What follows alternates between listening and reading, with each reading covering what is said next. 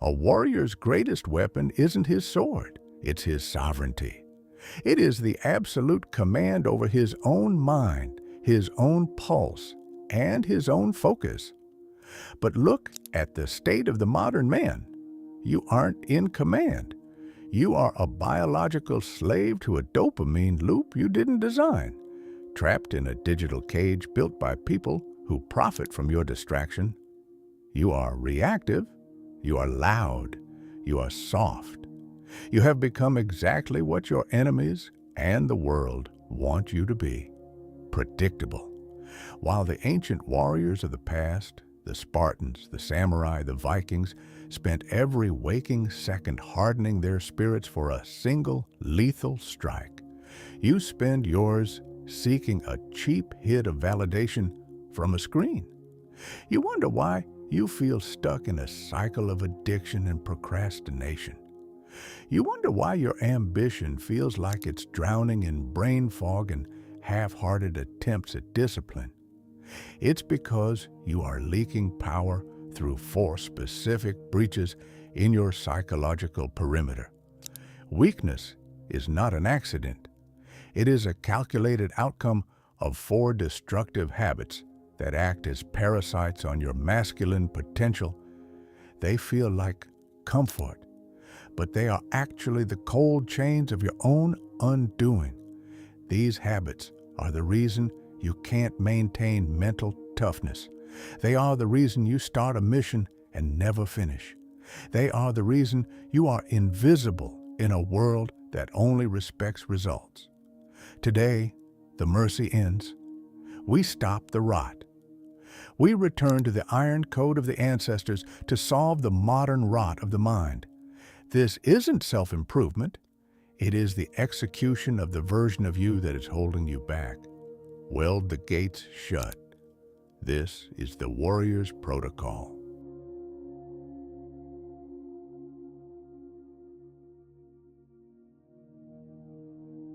Most people think weakness is a lack of strength. It isn't. Weakness is a leak. It is a slow, steady drain of your potential caused by the very rituals you use to survive your day. You aren't failing because you aren't talented enough. You are failing because your daily code is full of bugs. To fix the man, we must first identify the breach. Habit 1. The cult of comfort. He who sweats more in training bleeds less in war. Spartan proverb.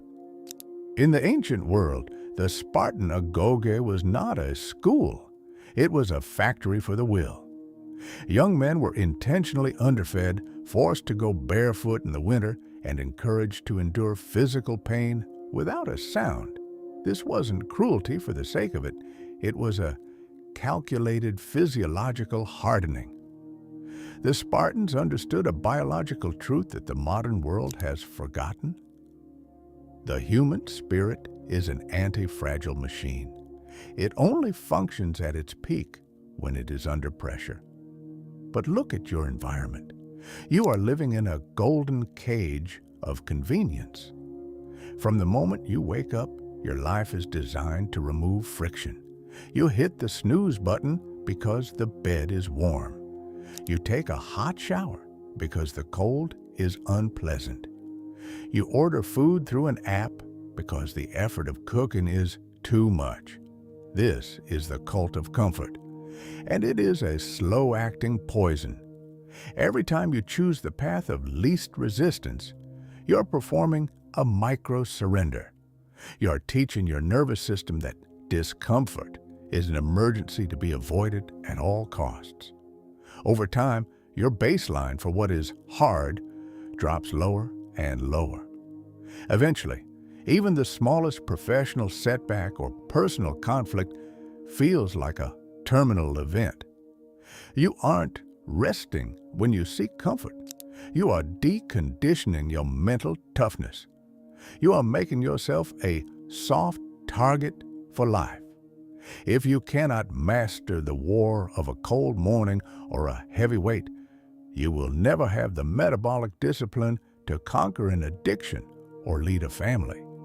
A warrior knows that discomfort is the tax you pay for sovereignty. You must intentionally inject friction back into your life, or your life will become a frictionless slide into mediocrity.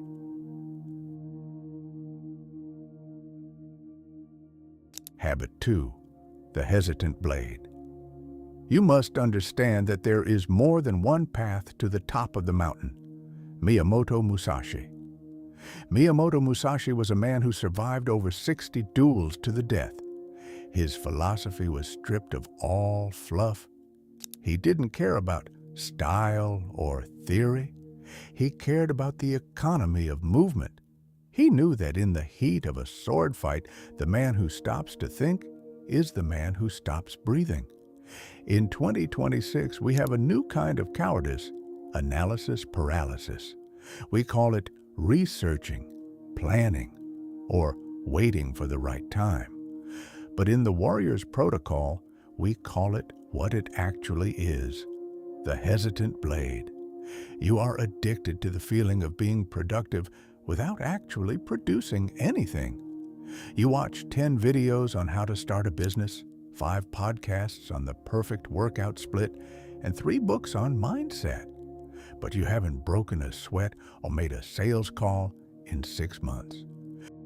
You are polishing your armor while the enemy is already inside your camp. Why do you do this? Because thinking is safe. As long as you are planning, you can't fail. As long as the blade stays in the sheath, it remains perfect. But a warrior knows that a perfect blade in a sheath is useless. This habit keeps you weak because it drains your momentum. Every hour spent overanalyzing is an hour where your execution muscle is atrophying.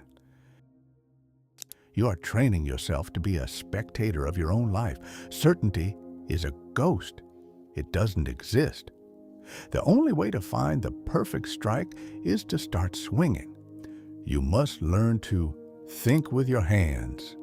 If you want to beat the habit of hesitation, you must commit to a 24-hour execution window. If you have an idea, you strike within 24 hours, or you drop it. Stop sharpening the blade and start cutting. Habit 3. The hunger for witness. Silent and thoughtful should a chieftain's son be, and daring in fight. The Havamal.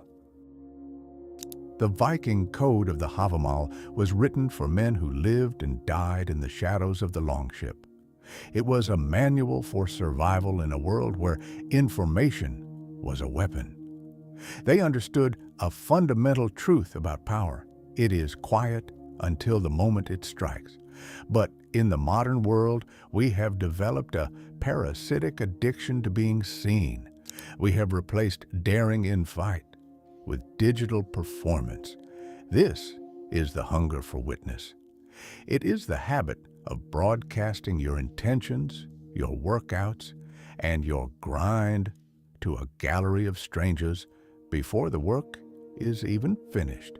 When you tell the world about your new business plan, your new diet, or your goal to beat an addiction, something dangerous happens in your brain. Your mind receives a social reality reward. It releases a hit of dopamine that tricks your nervous system into feeling as if you've already won. You get the high of the victory without ever stepping onto the battlefield. This is a massive leak of your internal pressure.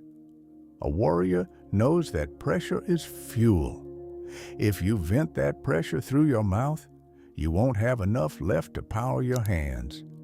Every gym selfie, every vulnerable post about your struggle, and every tweet about your ambition is a surrender of your sovereignty.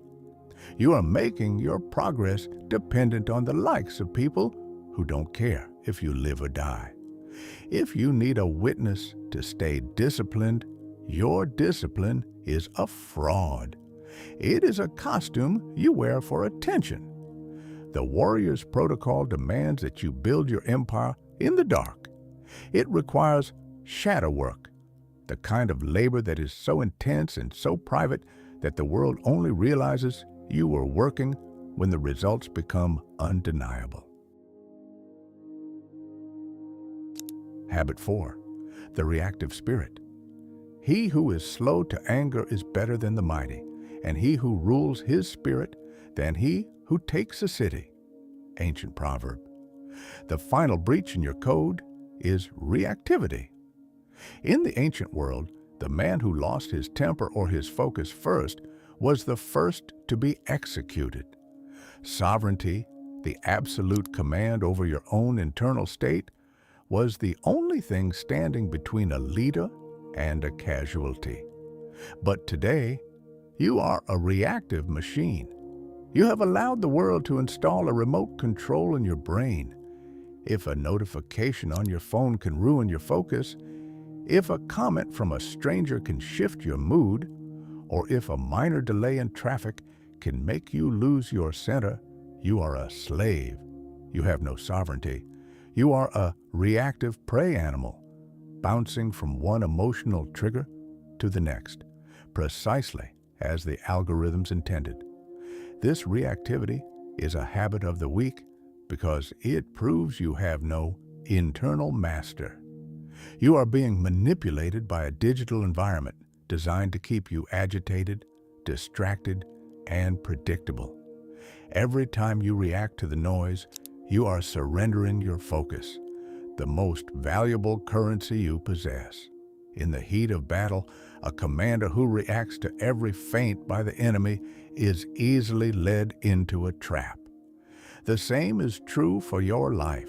If you do not rule your spirit, you become a tool for the agendas of others. You become a consumer of chaos rather than a creator of order. To weld this breach shut, you must build an iron wall between the world's noise and your intent. You must learn the tactical pause. Between the trigger and your response, there is a space. In that space lies your freedom. The protocol is simple. If it isn't part of the mission, it doesn't deserve a microsecond of your emotional energy. Changing your life isn't about one big, heroic moment.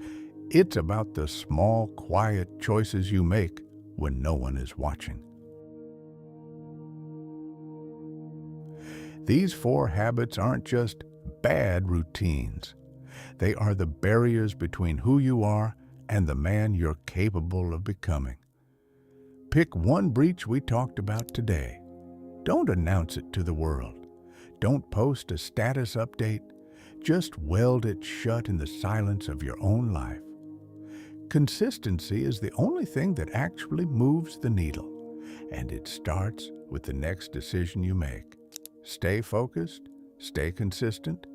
This is the Warrior's Protocol.